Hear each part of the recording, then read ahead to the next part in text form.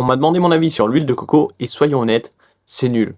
C'est même pire que l'huile de palme. En nutrition, on juge les effets de remplacement, de substitution. Et que se passe-t-il quand on remplace des huiles insaturées par de l'huile de coco, et notamment sur le plan cardiovasculaire? Et cette méta-analyse montre qu'en comparaison des huiles non tropicales comme l'huile de tournesol, de cartame, de soja, de maïs, l'huile de coco augmente le LDL cholestérol de plus 10 mg par décilitre et le HDL de plus 4 mg par décilitre, mais ça ne compense pas l'effet sur le LDL. Et si on s'intéresse au sous-groupe d'huile, on peut voir que les huiles riches en acides gras polyinsaturés, quand ils sont remplacés par de l'huile de coco, ça augmente d'environ 12 mg par décilitre le cholestérol sanguin, LDL.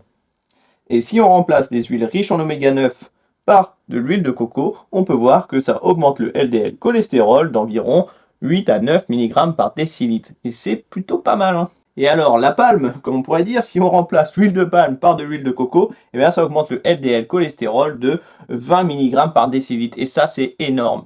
Donc, l'huile de coco est a priori moins intéressante que l'huile de palme.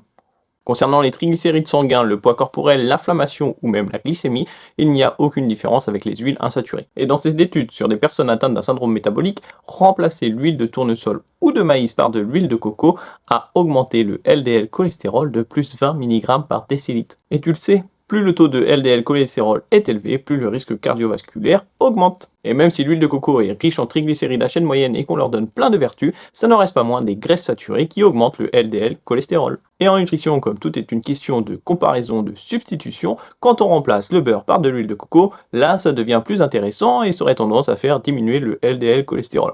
Mais n'oublions pas que comparé à des huiles insaturées, c'est vraiment pas terrible. Si ton objectif est de vivre en bonne santé et de protéger ton système cardiovasculaire, alors en pratique, pour la cuisine au quotidien, il faut utiliser de l'huile d'olive, de noix de colza ou de tournesol oléique. Pour les vinaigrettes, utilise de l'huile de colza ou de tournesol oléique.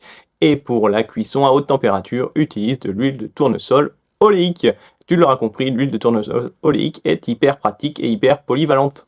Et pour l'huile de coco, tu peux l'utiliser de manière occasionnelle si tu aimes le goût, autrement il n'y a pas vraiment d'intérêt. Et si tu es arrivé jusqu'ici, ajoute-moi une noix de coco en commentaire.